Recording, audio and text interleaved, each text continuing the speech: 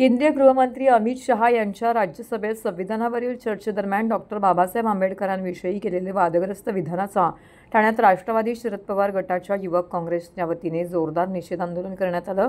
ठाण्यातील कोर्टनाका परिसरात डोक्याला काळ्या फिती बांधून भाजपाने माफी मागावी अशा आशयाचे पोस्टर हाती घेत घोषणाबाजी करत राष्ट्रवादी युवक काँग्रेसचे ठाणे शहर जिल्हा अध्यक्ष विक्रम खामकर यांच्या नेतृत्वाखाली हे ठिय्या आंदोलन करण्यात आलं। यावेळी राष्ट्रवादी युवक काँग्रेसचे सर्व पदाधिकारी कार्यकर्ते मोठ्या संख्येने येथे उपस्थित होते।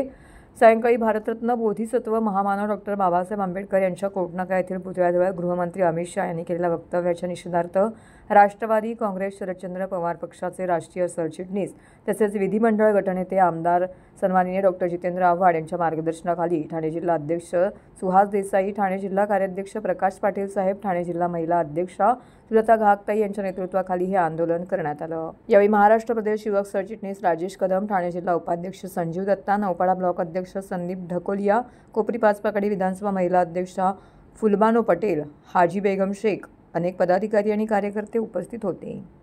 या देशातील नागरिकांच्या मंदिरामध्ये, घरातील मंदिरामध्ये ज्याप्रमाणे प्रभू श्रीराम आहेत, ज्याप्रमाणे शिवप्रभू आहेत, ज्याप्रमाणे सर्व देवी देवता आहेत, त्यांच्या बरोबरीने या देशातील नागरिक जर कोणाला पूजत असेल तर या देशाचे संविधान या देशाला देणारे भारतरत्न डॉक्टर बाबासाहेब आंबेडकर आहेत आणि ते आमचं दैवतच आहे।